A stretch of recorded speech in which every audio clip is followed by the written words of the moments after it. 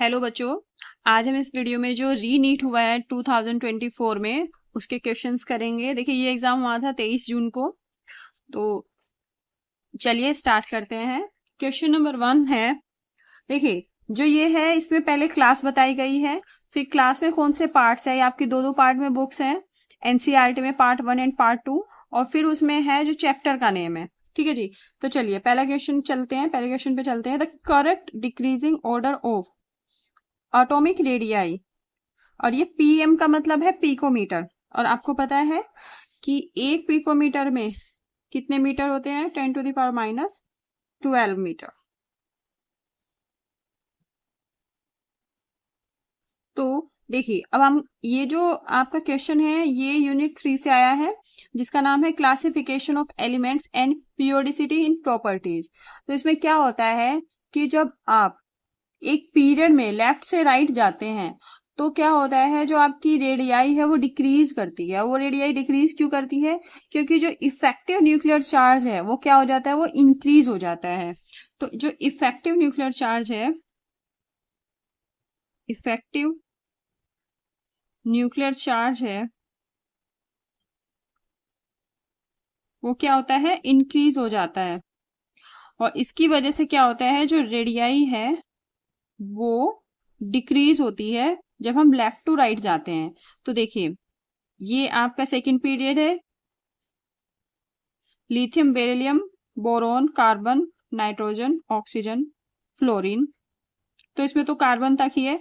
तो जैसे आप लेफ्ट टू राइट इधर से इधर जाएंगे तो आपकी जो रेडियस है वो डिक्रीज कर जाएगा। तो इसमें देखिए ऑप्शन नंबर बी में सेम आ रहा है, तो इसका जो करेक्ट आंसर है वो ऑप्शन नंबर 2 है। चलिए अगले क्वेश्चन पे चलते हैं। देखिए ये जो क्वेश्चन आया है 12th क्लास के केमिकल काइनेटिक्स से आया हुआ है। देखिए अब इसमें आपको डेटा दिया हुआ है, following data for a reaction between reactants A and B, और यहाँ पे आपको दे दिया रेट। यहाँ पे ए की कॉन्सेंट्रेशन दे दी, बी की कॉन्सेंट्रेशन दे दी।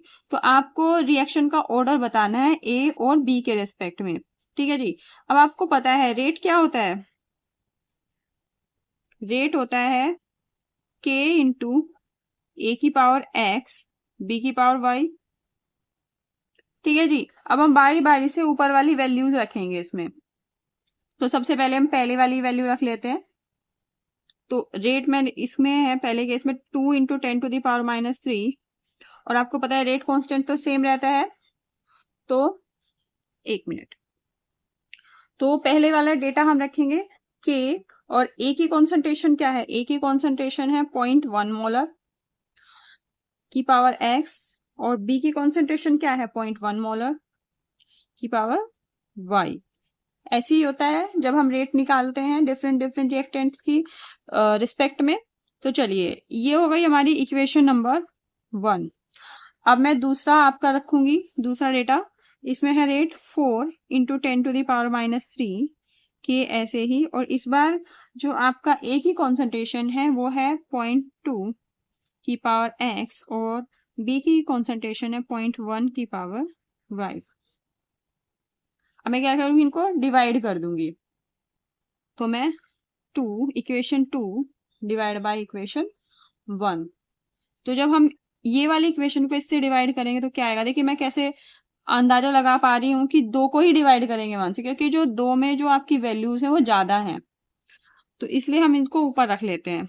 बाकी फर्क कुछ नहीं पड़ता है, थोड़ा जो आपकी कैलकुलेशन है उनकी कॉम्प्लिकेशन से बच जाते हैं। तो 4 इंटू 10⁻³ डिवाइडेड बाय 2 इंटू 10⁻³ ये के कैंसिल हो जाएगा जब डिवाइड करेंगे, तो ऊपर आएगा 0.2 की पावर एक्स डिवाइडेड बाय 0.1 की पावर एक्स, यहाँ पे आपका हो जाएगा 0.1 की पावर वाई, 0.1 की पावर वाई। इससे कैंसिल हो जाएगा, और इधर आएगा 10⁻³ से 10⁻³ कैंसिल आउट हो जाएगा। ये इधर आ जाएगा 2 2 जा 4, ये आ जाएगा 2 इज इक्वल टू, ये देखिए क्या होगा, एक पॉइंट से एक पॉइंट गया, ये होगा 2 टू द पावर एक्स। ये कैसे आया, देखिए इसको हम क्या लिख सकते हैं, देखिए अगर किसी चीज की पावर सेम हो, है ना, यहाँ पे सपोज 4 लिख लिया, तो इसको हम लिख सकते हैं 2/4 की होल की पावर x, इसको ऐसे लिख सकते हैं।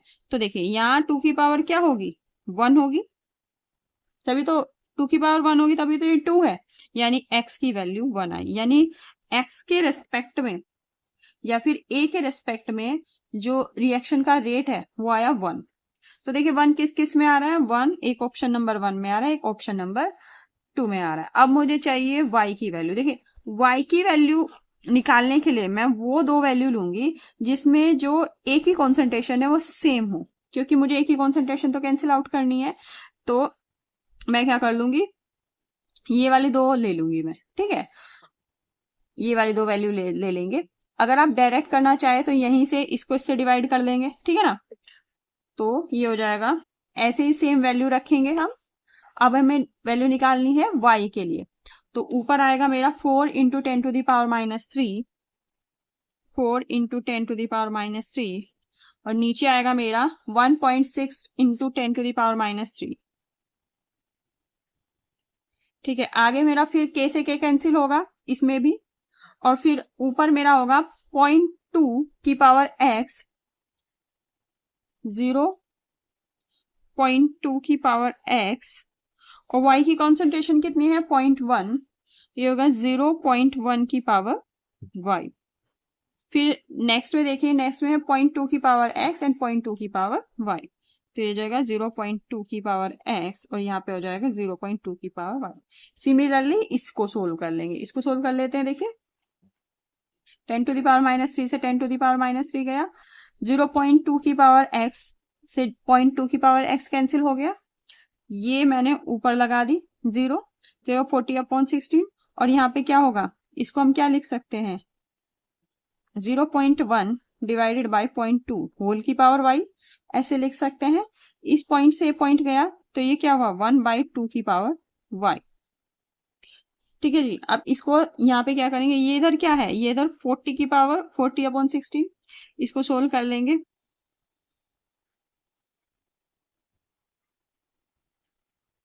तो 4 10 जा 40 एंड 4 4 जा 16, या यार 10/4 इज इक्वल टू 1/2 की पावर y। इस क्वेश्चन में जो डेटा है ये 1.6 इंटू 10⁻⁻2 है, तभी आंसर आ पाएगा। ये डेटा में गड़बड़ की वजह से यहाँ पे गड़बड़ हो गई। देखिए तो ये 10⁻⁻2 है ना यहाँ पे, तो यहाँ से मैं दोबारा कर लेती हूँ, देखिए एक बार, अब इजीली आंसर आ जाएगा। तो हमने सेकंड को डिवाइड कर रहे थे किससे, थर्ड से, तो ऊपर था 4 इंटू 10⁻³ और नीचे था आपका 1.6 इंटू 10⁻², इक्वल k से k कैंसिल हो रहा था, और यहाँ पे मेरी कॉन्सेंट्रेशन थी 0.2 की पावर x और इधर थी 0.1 की पावर x, और यहाँ पे था 0.2 की पावर x और यहाँ पे था 0.2 की पावर, ओ सॉरी ये y, 0.2 की पावर y, ये था।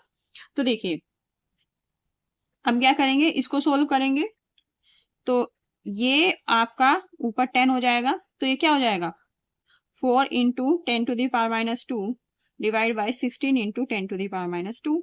अब इजीली कैंसिल आउट हो जाएगा, देखिए इससे कैंसिल आउट हो जाएगा, यहाँ क्या बचेगा 1/2, ये तो हम पीछे सोल्व कर ही चुके थे, और यहाँ पे 4 4 जा 16, ये कैंसिल आउट हो जाएगा, तो 1/4 इज इक्वल टू हो जाएगा 1/2 की पावर y, या फिर इसको क्या लिख सकते हैं इधर 1/2 का स्क्वायर, ये लिख सकते हैं, क्योंकि 1/2 का स्क्वायर क्या होता है 1/4, और ये हो जाएगा 1/2 की पावर y। तो y की वैल्यू आएगी 2, यानी b के रेस्पेक्ट में जो आपकी रिएक्शन का रेट होगा वो होगा, रिएक्शन का सॉरी जो ऑर्डर होगा वो क्या होगा 2। इसका मतलब जो आपका ऑप्शन नंबर 3 है ये बिल्कुल करेक्ट है। चलिए नेक्स्ट क्वेश्चन पे चलते हैं फटाफट। देखिए क्वेश्चन नंबर 3 में बोला है कि propene on treatment with diborane. अब डाइबोरेन का फॉर्मूला क्या होता है, डाइबोरेन होता है आपका BH3 का ट्वाइस, ठीक है, ये होता है आपका डाइबोरेन। जब प्रोपीन की रिएक्शन आप डाइबोरेन से करेंगे तो ये एक एडिशनल प्रोडक्ट देती है जिसका फॉर्मूला होता है CH3 का होल ट्वाइस, CH और इसका होल थ्राइस, और यहाँ पे बोरॉन। स्टेटमेंट 2 है कि ऑक्सीडेशन ऑफ दिस, जो ये वाला आपका फॉर्मूला है, जब इसका ऑक्सीडेशन आप हाइड्रोजन परऑक्साइड से करेंगे इन प्रेजेंस ऑफ NaOH, एक बेस की प्रेजेंस में, तो आपको प्रोपेन टू ओल मिलेगा। तो इसमें से कौन से स्टेटमेंट सही है और कौन से गलत है? तो सबसे पहले हम पहले वाले पे चलते हैं। देखिए इसमें मैंने पेज नंबर भी मेंशन किया है कि पेज नंबर 200 पे है आपके NCERT में। तो चलिए कैसे दिया हुआ है देखिए।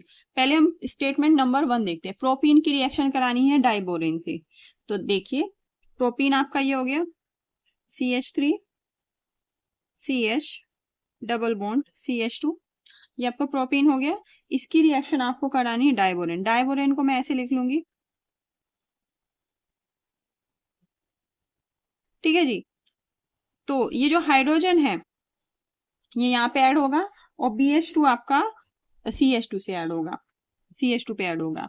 तो ये CH3, तो यहाँ पे आपका ये हाइड्रोजन ऐड हो जाएगा और BH2 आपका यहाँ पे ऐड हो जाएगा CH2 के साथ। ठीक है जी। देखिए जब तक बोरोन के पास ये हाइड्रोजन है, ये रिएक्ट करता रहेगा प्रोपीन से, फिर फर्दर प्रोपीन से रिएक्शन करेगा ये, फिर फर्दर प्रोपीन से रिएक्शन करेगा और इस बार फिर इसका एक हाइड्रोजन यहाँ ऐड हो जाएगा और ये BH जो ग्रुप है वो CH2 के साथ ऐड हो जाएगा। तो आपका प्रोडक्ट क्या बनेगा? ये CH3 CH2 CH2 का होल ट्वाइस और यहाँ क्या बनेगा? BH। ठीक है जी। अभी भी एक हाइड्रोजन इसके पास है, फिर वही होगा, फिर ये प्रोपीन से रिएक्शन करेगा और ये हाइड्रोजन यहाँ पे ऐड हो जाएगा और ये पूरा ग्रुप बोरोन से ऐड हो जाएगा। तो अब क्या बनेगा? फिर ये प्रोपीन से रिएक्शन करेगा, इस बार क्या बनेगा? इस बार बनेगा CH3 CH2 CH2 का होल ट्वाइस और आपका बनेगा इधर बोरो। फिर आपने इसकी रिएक्शन करा दी किससे? हाइड्रोजन परऑक्साइड से। तो इसने बोला था, देखिए यहीं पे देखिए, यहीं तक है रिएक्शन, आगे इसने बोला ही नहीं हुआ कि प्रोपीन की जब रिएक्शन डाइबोरेन से करेंगे तो आपका इस वाले फॉर्मूला का एक एडिशनल प्रोडक्ट मिलेगा। क्या ये वाला फॉर्मूला है? नहीं। तो ये तो क्या है, ये वाला फॉर्मूला क्या बोला है इसने? ये ऐसे बोला है CH3 CH हमारी तो नॉर्मल चेन मिल रही है ना, सेकेंडरी चेन तो मिल ही नहीं रही, तो हमारा तो ये वाला है। तो ऐसा नहीं है, तो इसका मतलब स्टेटमेंट नंबर 1 जो है वो इनकरेक्ट है। तो स्टेटमेंट नंबर 1 तो आपका इनकरेक्ट हो गया।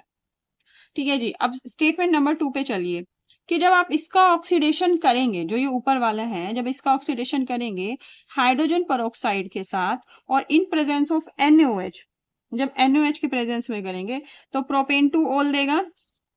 तो चलिए, तो ये किसकी बात कर रहा है? इस वाले की। लिख लेते हैं इसको, CH3 का होल ट्वाइस, यहाँ पे CH है और इसका होल ट्वाइस बोरॉन, और इसका आपको क्या कराना है? इसकी रिएक्शन करानी है H2O2, इसका ऑक्सीडेशन कराना है H2O2 से कराना है और in presence of NaOH। NaOH को शॉर्ट में मैं कैसे लिख लूंगी? OH माइनस की प्रेजेंस में। तो ये बोल रहा है कि क्या ये प्रोपेन टू ओल देता है, ये इसका क्वेश्चन है। तो क्या ये देता है या नहीं देता है? तो देखिए जब आप इसकी रिएक्शन H2O2 से कराएंगे इन प्रेजेंस ऑफ बेस, तो आपका यहाँ से क्या हो जाएगा? ये बोरोन तो हट जाएगा, ये तो OH के साथ चला जाएगा। ठीक है जी। और यहाँ पे क्या ऐड हो जाएगा? यहाँ पे ऐड हो जाएगा OH। कैसे? ये तो हो जाएगा यहाँ पे CH3 का होल ट्वाइस CH और इसके साथ आपका जुड़ जाएगा OH। और सॉरी, ये ऐसे नहीं लिखना इसके बीच में, क्योंकि ये तो दो बॉन्ड से ऐसे बनेगा। देखिए मैं इसको और अच्छे से लिख लेती हूँ, यहाँ भी इसको ऐसे नहीं लिखना, या तो आप इसको ऐसे लिखो, ऐसे हो जाएगा। और ये B, सिंस ये होल ट्वाइस है तो यहाँ OH का भी होल ट्वाइस आएगा, क्योंकि ये तो ग्रुप ऐसे है ना, तो एक बॉन्ड से इसको नहीं शो कर सकते, ये ऐसे है। ठीक है जी। तो इसका मतलब इसमें सेकंड जो स्टेटमेंट है वो सही है, ये बिल्कुल सही बोला है, ये तो प्रोपेन टू ओल ही है। ठीक है, तो स्टेटमेंट नंबर 2 सही है और स्टेटमेंट नंबर 1 इनकरेक्ट है, यानी कि ऑप्शन नंबर जो 2 है वो सही है। इसमें स्टेटमेंट नंबर 1 को इनकरेक्ट बताया लेकिन स्टेटमेंट नंबर 2 को करेक्ट बताया। चलिए अगले क्वेश्चन पे चलते हैं। अगला क्वेश्चन है कि इनमें से बेयर्स रिएजेंट कौन है। तो बेयर्स रिएजेंट क्या होता है? कोल्ड डाइल्यूट, ठंडा dilute aqueous solution of potassium permanganate. तो ये वाला जो सॉल्यूशन है वो कौन सा होता है? वो बेयर सॉल्यूशन होता है, बेयर्स रिएजेंट होता है, सॉरी। अब इसमें है कि इनमें से किसका नॉन जीरो डाइपोल मोमेंट है। ठीक है, देखिए अगर आपको जल्दी जल्दी भी करना है तो आप देखिए सिमेट्री किसमें, इसमें सिमेट्री है, इसका नहीं होगा, इसमें सिमेट्री इसका नहीं होगा, इसमें नहीं है, इसका होगा नॉन जीरो, और इसमें सिमेट्री है तो इसका भी नहीं होगा। सिमेट्री कैसे? क्योंकि कार्बन के साथ चारों क्लोरीन है, कोई और होता तो डाइपोल मोमेंट बिगड़ जाता। इसमें कार्बन के साथ 2 ऑक्सीजन है और इसमें बोरोन के साथ 3 फ्लोरीन है, तो इसका आंसर होगा HI, यानी कि ऑप्शन नंबर बी। देखिए जो आपका ये कार्बन टेट्राक्लोराइड है, इसका जो आपका स्ट्रक्चर होता है इस टाइप का होता है। ठीक है जी, ऐसे होता है ना। अब जो कार्बन होता है, क्लोरीन की इलेक्ट्रोनिगेटिविटी ज्यादा होती है। ठीक है, तो इसमें जो आपका डाइपोल मोमेंट बनेगा कैसे बनेगा? निगेटिविटी की तरफ ऐसे होगा, ऐसे। इन दोनों का रिजल्टेंट कहाँ आएगा? यहाँ, और इन दोनों का रिजल्टेंट कहाँ आएगा? यहाँ। एक दूसरे के अपोजिट डायरेक्शन में हुआ, तो इसका मतलब जो इसका डाइपोल मोमेंट है वो क्या होगा? 0। अब नेक्स्ट है HI है, HI है। HI के केस में आपको पता है इलेक्ट्रोनिगेटिविटी आयोडीन की ज्यादा होती है हाइड्रोजन से, तो ऐसे होगा। इसका काउंटर करने के लिए कोई है नहीं अपोजिट साइड में, तो इसका क्या होगा? नॉन जीरो होगा। यही हमारा आंसर है। CO2 में देखें, CO2 का स्ट्रक्चर ऐसे होगा, तो इसका भी क्या होगा? ऐसे। ठीक है जी, जब ऐसे होगा तो ये एक दूसरे को कैंसिल आउट कर देंगे, तो इसका मतलब इसका डाइपोल मोमेंट भी क्या हो गया? 0। नेक्स्ट है हमारा BF3। BF3 इस तरह का है, इसमें तो कुछ सोचना ही नहीं, फ्लोरीन की सबसे ज्यादा इलेक्ट्रोनिगेटिविटी होती है। ये ऐसे ऐसे ऐसे, इन दोनों का रिजल्टेंट यहाँ आ जाएगा और एक होगा आपका ऊपर, तो एक दूसरे को कैंसिल आउट कर देंगे, तो इसका भी जो डाइपोल मोमेंट होगा वो क्या होगा? 0। तो इसका जो आपका आंसर है वो होगा HI। चलिए अगले क्वेश्चन पे चलते हैं। अगला क्वेश्चन है the major product X formed in the following reaction sequence is। ये आपको रिएक्शन सीक्वेंस दे दी और आपको इसमें मेजर प्रोडक्ट बताना है कि क्या बनेगा। तो देखिए ये C2H5 है, यहाँ पे क्या है? NO2। तो NO2 ग्रुप ही डिसाइड करेगा कि कोई चीज कहाँ पे लगेगी। तो चलिए पहले आपका क्या है? Cl2 FeCl3 से रिएक्शन करा रहे हैं, और आपको पता है जो NO2 ग्रुप है वो कैसा होता है? वो पैरा डायरेक्टिंग होता है। तो NO2 सिंस पैरा डायरेक्टिंग होता है, इसलिए जो ये Cl है वो NO2 के पैरा पोजीशन पे लगेगी, तो ऑर्थो मेटा डायरेक्टिंग होता है। जो NO2 ग्रुप होता है वो मेटा डायरेक्टिंग होता है, तो इसी वजह से जो ये Cl है वो NO2 के मेटा पे लगेगी, तो ऑर्थो मेटा, तो यहाँ पे लगेगा। तो देखिए C2H5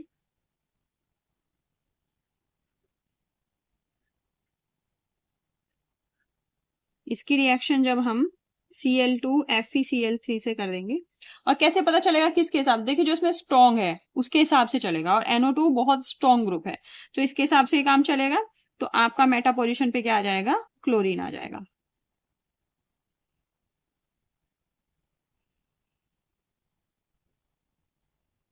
फिर जो दूसरा है उसमें रिएक्शन करनी है आपको SnHCl से। SnHCl क्या करता है? रिड्यूस कर देता है, वो NO2 को किस चीज में रिड्यूस कर देगा? NH2 में। तो ये किसको रिड्यूस कर देगा? NO2 को कर देगा वो NH2 में। ठीक है जी, अब नेक्स्ट है आपका NaNO2 और HCl। अब इसकी रिएक्शन करानी है NaNO2 और HCl में, और आपको टेम्परेचर रेंज भी दे दिया है 273 से 278 केल्विन, यानी 0 डिग्री सेंटीग्रेड से लगभग कितना डिफरेंस है इसमें? 5 डिग्री सेंटीग्रेड के बीच में। बहुत कूल एटमॉस्फेयर में इनकी टेम्परेचर कराते हैं। जब इसकी रिएक्शन इनसे करेंगे तो आपका क्या बन जाएगा? ये NH2 ग्रुप से रिएक्ट करेगा और इसको क्या बना देगा? NCl। इसको ये बना देगा N2Cl, तो क्या बनेगा? C2H5, और यहाँ पे हो जाएगा, और इसको बना देगा आपका N2Cl। और यहाँ पे इसमें N के ऊपर पॉजिटिव चार्ज रहेगा और Cl के ऊपर तो आपको पता है कि माइनस चार्ज, यानी कि ये साल्ट बना देगा। इसके बाद क्या होगा कि इसकी रिएक्शन होगी किसके साथ, इसकी रिएक्शन होगी आपकी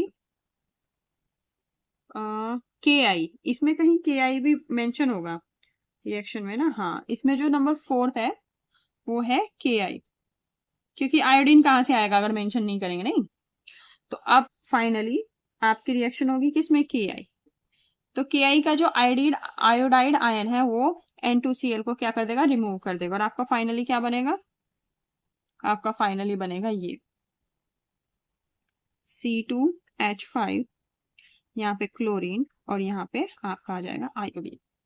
ठीक है जी, आई होप आपको अच्छे से समझ में आ गया हो। तो इसका जो ऑप्शन है देखिए कौन सा मैच करता है, इसमें ऑप्शन नंबर 3 आपका पूरा परफेक्टली मैच करता है, तो option number 3 is the correct answer. चलिए अगले क्वेश्चन पे चलते हैं।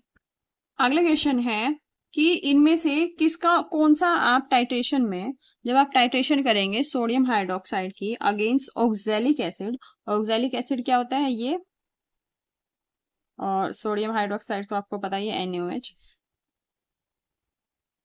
जब टाइट्रेशन करेंगे सोडियम हाइड्रोक्साइड की अगेंस्ट ऑक्सैलिक एसिड तो कलर चेंज मिलेगा, और कलर चेंज आपको क्या मिलता है, पिंक मिलता है। तो इसने बोला है कि इनमें से किसके थ्रू ये होगा, तो देखिए इसमें जो इंडिकेटर है आपको पता है फिनोल्फिन यूज करते हैं, और जो कलर आता है वो कलरलेस टू पिंक आता है, ये आपने लैब में भी किया होगा। तो option number C is the correct answer. और अगर आपका स्ट्रॉन्ग, देखिए इसमें क्या था, स्ट्रॉन्ग बेस था और स्ट्रॉन्ग एसिड था, नहीं सॉरी वीक एसिड था, तो फिनोल्फिन यूज कर रहे थे। लेकिन अगर स्ट्रॉन्ग बेस हो और स्ट्रॉन्ग ही एसिड हो तो भी आप फिनोल्फिन यूज करते हैं। ठीक है जी, चलिए अगले क्वेश्चन पे चलते हैं। देखिए क्वेश्चन नंबर 8 में कुछ तो आप अपने सिक्स सेंस से ही, मतलब अपने थोड़ा रीजनिंग से ही कर सकते हैं। देखिए इसका ऑप्शन देखिए, element with highest ionization enthalpy in group 15। सबसे पहले आपको ग्रुप 15 का पता हो, ग्रुप 15 वाले कौन से होते हैं, नाइट्रोजन वाले, है ना, नाइट्रोजन फॉस्फोरस ये होते हैं। इसने बोला element with highest ionization enthalpy in group 15, और इसमें ग्रुप 15 का सिर्फ एक ही एलिमेंट है वो है नाइट्रोजन, तो इसका 101% क्या होगा, 3 होगा। ठीक है, फिर फ्लोरीन मॉलिक्यूल, फ्लोरीन मॉलिक्यूल बोला है, देखिए ग्रुप 18 का तो है नहीं, फ्लोरीन मॉलिक्यूल कौन सा है, ग्रुप 17 का, तो स्ट्रॉन्गेस्ट ऑक्सीडाइजिंग एजेंट और पैरामैग्नेटिक में रह गया ये। अब है ऑक्सीजन मॉलिक्यूल, ऑक्सीजन मॉलिक्यूल का जैसे मुझे नहीं पता चल रहा है, अब जिनोन है, जिनोन एटम मुझे पता है ग्रुप 18 का होता है, तो ग्रुप 18 की और कोई बात हो ही नहीं रही, तो most reactive element of group 18, तो डी का सेकंड हो गया। तो अब देखिए डी का सेकंड किसमें है, 3 ऑप्शन में है, तो ये ऑप्शन कैंसिल आउट हो गया। ठीक है जी, फिर नाइट्रोजन एटम, यानी कि ए का 3 किस में है, ए का 3 2 ऑप्शन में है, ये वाला कैंसिल आउट हो गया। ठीक है, यानी कि आपका 1 और 4 में से कुछ आंसर है। फिर है देखिए अब बी का 1 दे रखा है, फ्लोरीन मॉलिक्यूल पैरामैग्नेटिक होता है, एक तो ये दे रखा है इसमें, और एक दे रखा है इसमें बी का 4 कि fluorine molecule strongest oxidizing agent होता है। तो ये बिल्कुल सही है, जो आपका फ्लोरीन होता है वो स्ट्रॉन्गेस्ट ऑक्सीडाइजिंग एजेंट होता है, क्योंकि ये इलेक्ट्रॉन बहुत ही इजीली ले लेता है, तो ये बहुत स्ट्रॉन्गेस्ट ऑक्सीडाइजिंग एजेंट हुआ। और आपको पता है ऑक्सीजन मॉलिक्यूल क्या होता है, पैरामैग्नेटिक होता है, और ये तो क्वेश्चन में भी आया था कि जो ऑक्सीजन के बीच में जो आपके बॉन्ड है, जो इससे पहले नीट का एग्जाम है, वो दोनों कैसे होते हैं, वो दोनों पाई बॉन्ड होते हैं।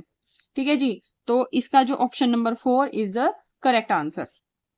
चलिए नेक्स्ट पे चलते हैं, ये इलेक्ट्रोकेमिस्ट्री से रिलेटेड क्वेश्चन है।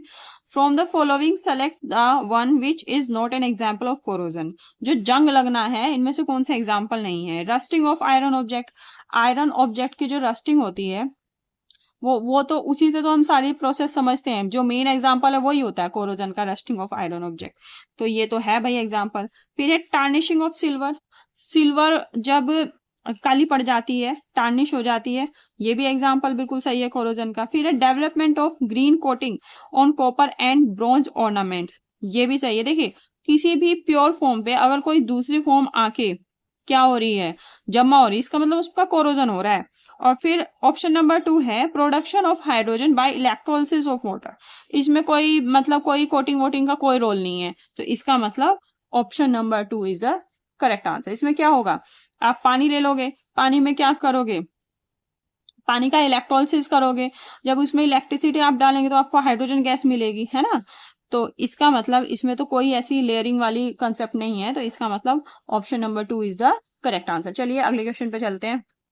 इसमें है कि इनमें से कौन से पेयर्स में सेम स्पिन होती है, same spin only magnetic moment values, magnetic moment की किसकी वैल्यूज सेम होगी। देखिए जिसमें जितनी स्पिन आपको मिलेगी खाली, उसके मैग्नेटिक वैल्यू सेम होगी। जैसे देखिए अभी आपको करवा देते, देखिए ये जो जितने भी ग्रुप्स, ये जितने भी आपके एलिमेंट्स हैं, ये आपको पता है कोऑर्डिनेशन क्या है, कोऑर्डिनेशन ये डी ब्लॉक एलिमेंट्स है, ठीक है। ये जितने भी सारे हैं ये आपकी डी ब्लॉक एलिमेंट्स है, और डी ब्लॉक एलिमेंट्स में भी जो पहला ग्रुप है 3D ट्रांजिशन सीरीज के, ये आपके एलिमेंट्स हैं। तो देखिए अगर आपको ये याद नहीं है, ये वाली ट्रांजिशन सीरीज, एक छोटा सा ट्रिक है, आप उससे याद कर लीजिए, देखिए कितना फटाफट याद हो जाएगा।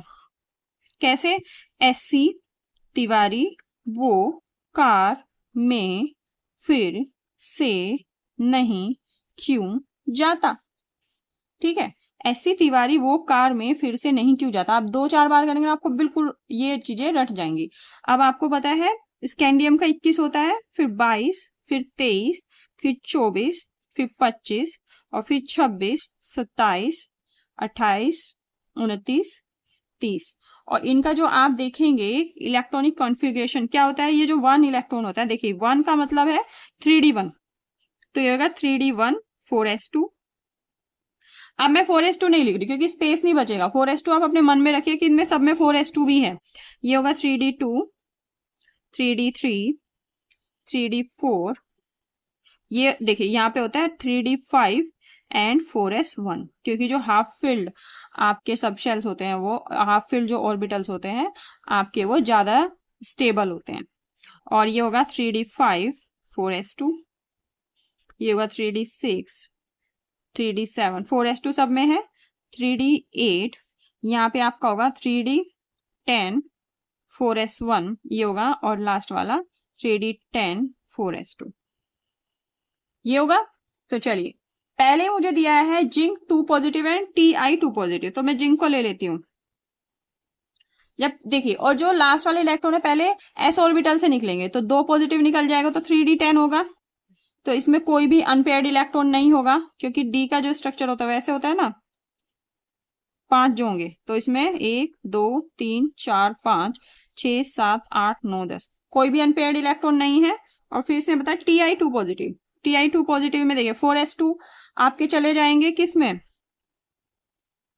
4s2 पहले इसमें भी 4s2 है ना, यहाँ से 2 इलेक्ट्रॉन जाएंगे, जब Ti 2 पॉजिटिव बनेगा कितना बचेगा 3D2, यानी कि 2 जो आपके इलेक्ट्रॉन है इसमें अनपेयर्ड बच रहे हैं, 1 2।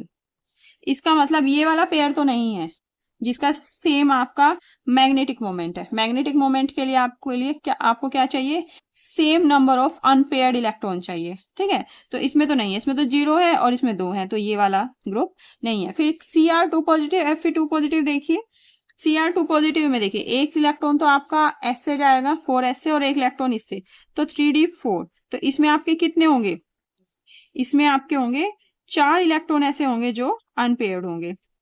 तो Cr2 पॉजिटिव का 4 एंड Fe2 पॉजिटिव का देखिए 3D6 4s2, तो 4s2 में से 2 इलेक्ट्रॉन जाएंगे, और 3D6 का बनाइए आप 1 2 3 4 5 6।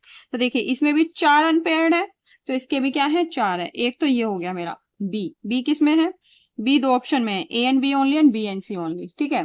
फिर आप आइए Ti3 positive, Ti3 positive, Ti3 positive में 2 इसमें से चल जाएंगे और एक इसमें से चला जाएगा, तो 3D1 बचेगा। Cu2 पॉजिटिव, Cu2 पॉजिटिव देखिए कहाँ पे है ये, तो एक इलेक्ट्रॉन 4s1 से जाएगा, एक यहाँ से जाएगा, 3D9 बचेगा।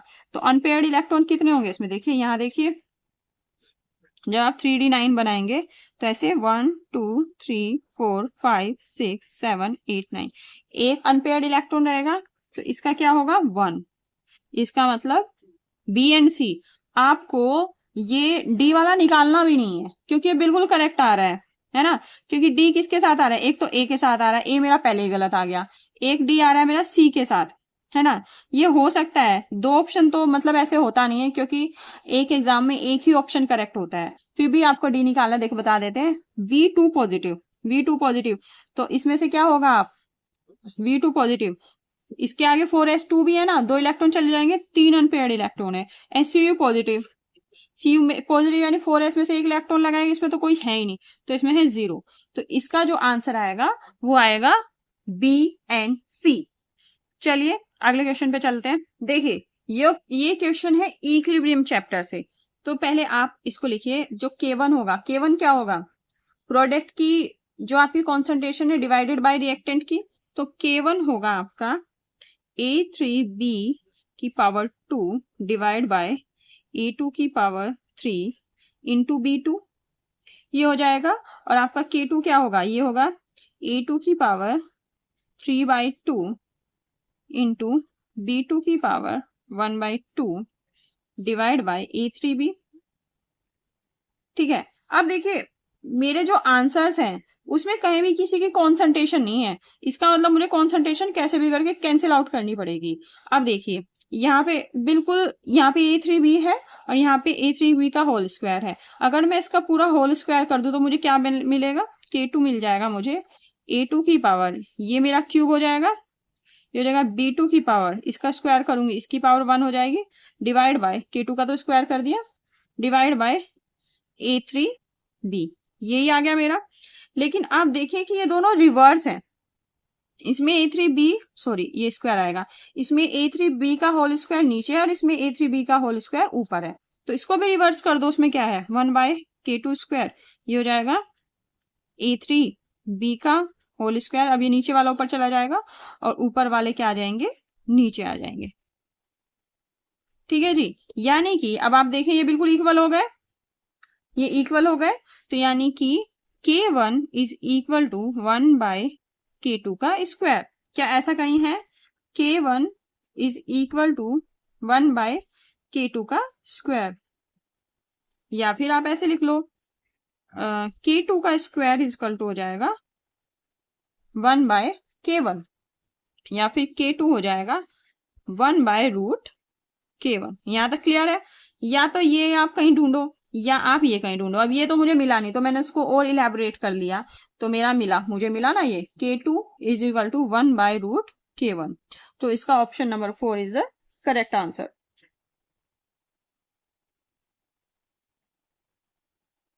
देखिए इसमें आपको क्लोरोफॉर्म की सॉल्युबिलिटी बतानी है डिफरेंट सॉल्यूशंस में।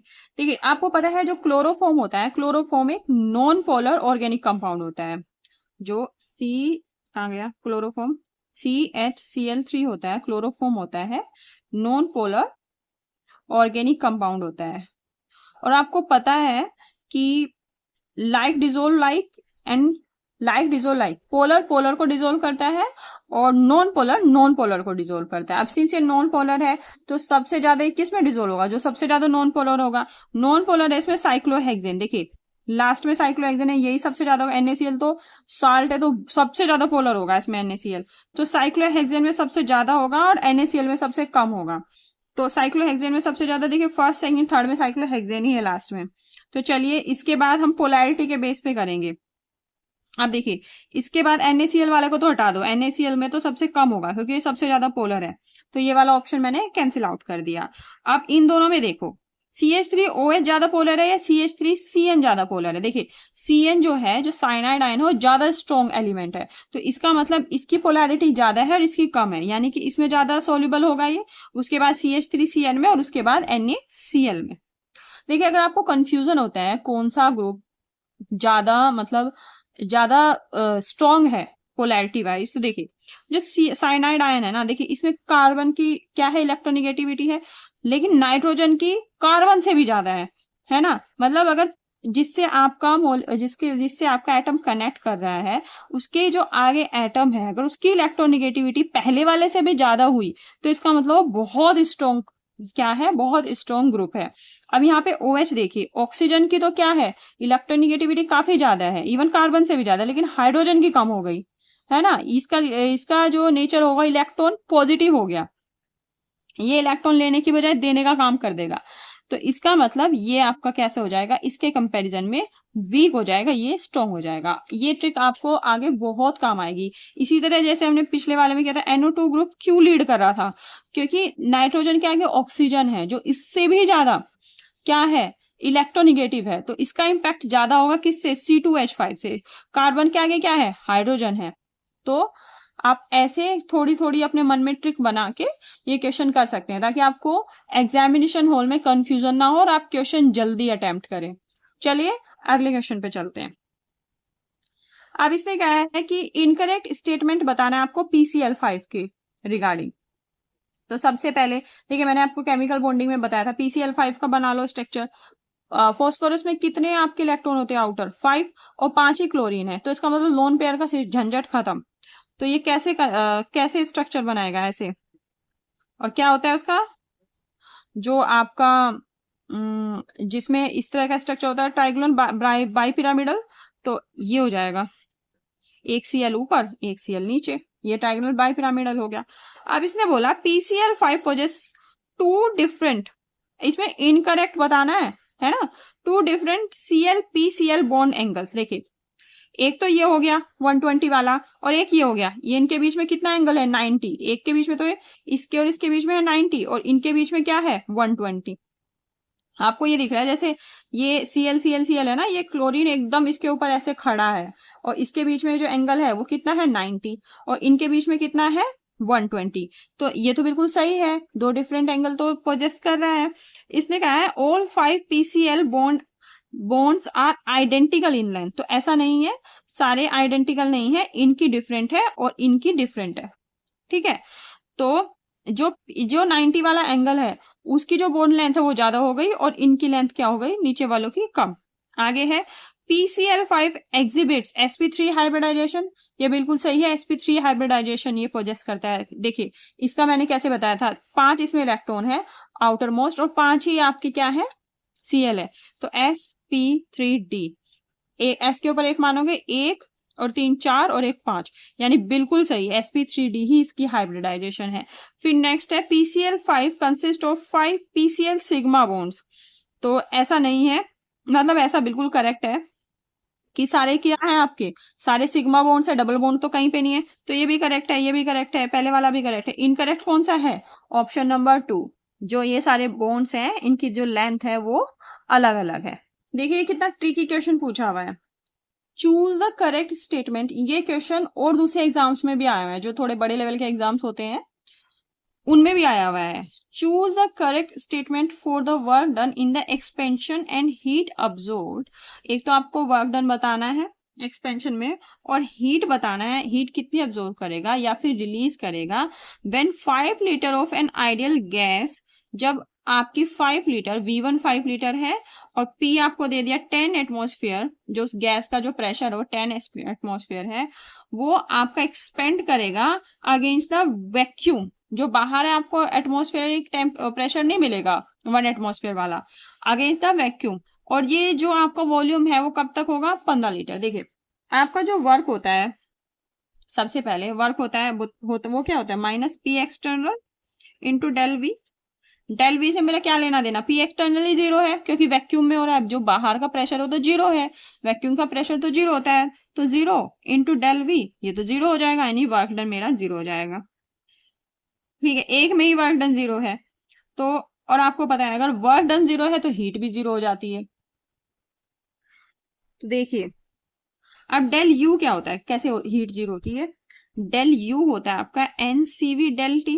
अब सिंस आइसोथर्मल है यानी टेम्परेचर तो चेंज हो ही नहीं रहा, तो डेल टी 0 हुआ, यानी कि डेल यू भी 0 होगा। और आपको पता है जो फर्स्ट लॉ है थर्मोडाइनमिक्स का, वो क्या कहता है, del U is equal to होता है Q प्लस W। ये भी 0, ये भी 0, तो Q भी 0, तो इसका मतलब हीट भी 0 होगी। तो work done will be 0 and heat will also be 0। तो आपको क्वेश्चन बहुत ही ध्यान से पढ़ना है। आज की वीडियो का लास्ट क्वेश्चन लेते हैं, इसका आपको करेक्ट IUPAC नाम बताना है। और ये आपका कौन सी क्लास का है? 11th क्लास का है, जिसमें है some basic principles and techniques. देखिए इसमें जो मेरा बेस है, चेन है, वो ले ली मैंने बेंजीन, और ये सारे इसके क्या हो गए? सब्स्टिट्यूट हो गए। और आपको पता है कि आप इनको कैसे अल्फाबेटिकली आप इसको नंबरिंग कर देंगे। तो कैसे नंबरिंग करेंगे? अल्फाबेटिकली नहीं, वैसे करेंगे, CIP रूल से आप इनकी नंबरिंग कर देंगे। तो पहले फ्लोरीन का होगा, क्योंकि जो इसमें अटैच एटम है, सबसे ज्यादा एटॉमिक मास तो फ्लोरीन का ही है। फिर नाइट्रोजन का है 2, और फिर ये आपका हो जाएगा 3 4, फोर्थ नंबर पे है ना ये, तो हो जाएगा फोर्थ। 1 2 3 4, पहले वाले कार्बन पे क्या आ जाएगा? फ्लोरीन। दूसरे वाले कार्बन पे आपका हो जाएगा NO2 ग्रुप, और ये 3 4 फोर्थ पे हो जाएगा। ये आपका CIP रूल से आपको पता होगा, जिसका एटॉमिक मास सबसे ज्यादा होता है, सबसे पहली प्रायोरिटी उसी को मिलती है। और इसमें सबसे एटॉमिक मास किसका ज्यादा है? फ्लोरीन का। तो चलिए, तो करिए, इसको लिख लीजिए। तो 4 इथाइल, ये सही बोल रहा है, 4 इथाइल 1 फ्लोरो, 4 इथाइल 1 फ्लोरो 2 नाइट्रोबेंजीन, बिल्कुल ठीक है, यही वाला आंसर मुझे लग रहा है। तो और भी चेक कर लेती हूँ। 4 इथाइल 1 फ्लोरो, 6 नाइट्रो तो नहीं है, ये तो 2 नाइट्रो, मैंने तो इसको सेकंड प्रायोरिटी दी है। फिर है 3 इथाइल, 3 पे भी नहीं है, ये नंबरिंग ही गड़बड़ जा रही है दूसरे में। तो option number 1 is the correct answer. तो आज के लिए इतना ही। अगली वीडियो में हम और ज्यादा से ज्यादा क्वेश्चन कवर करने की कोशिश करेंगे, तो आप वीडियो को देखिए। So thank you so much.